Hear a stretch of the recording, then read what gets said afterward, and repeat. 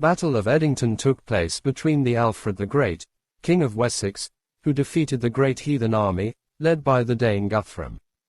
The first Viking raid on England began in 786 at Portland, in the Kingdom of Wessex, when 3 Viking ships arrived, raided and killed men.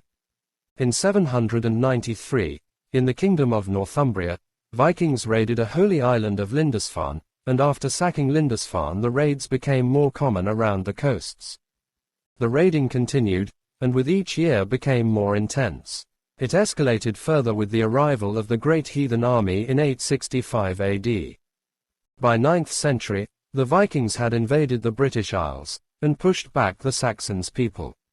They already held the north and east of the country. Guthrum, the King of Dane, made several attacks on Wessex, starting in 875, and in the last nearly captured Alfred in his winter fortress at Chippenham.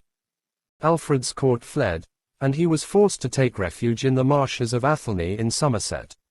With few of his supporters, he held out through the winter. In 878, Alfred had summoned his West Saxon forces, and marched to Edington, where he met the Danes, led by Guthrum in battle. Alfred's army used a tactic familiar to the Roman infantry, called a shield wall.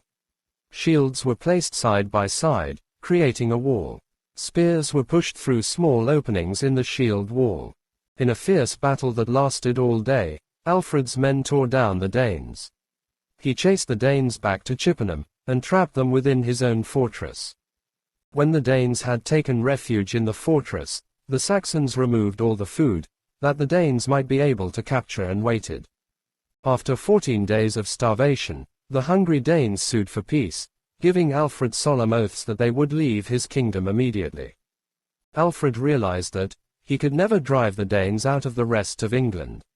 By the terms of the peace agreement, known as the Peace of Wedmore. By the terms, Guthrum agreed to withdraw to territory under Danish control. In addition, Guthrum and his captains were baptized into Christianity. Guthrum accepted Christianity, and was baptized taking the name of Athelstan, with Alfred standing as sponsor. In 879, another Viking army sailed up the River Thames, and wintered at Fulham. Over the next few years, the Danish army had several encounters with Alfred's forces. Alfred managed to stop this threat by reforming his military, and setting up a system of fortified cities. By 896, Vikings gave up, with some settling to East Anglia and others going to Northumbria. It was under Alfred that the Vikings' threat was controlled.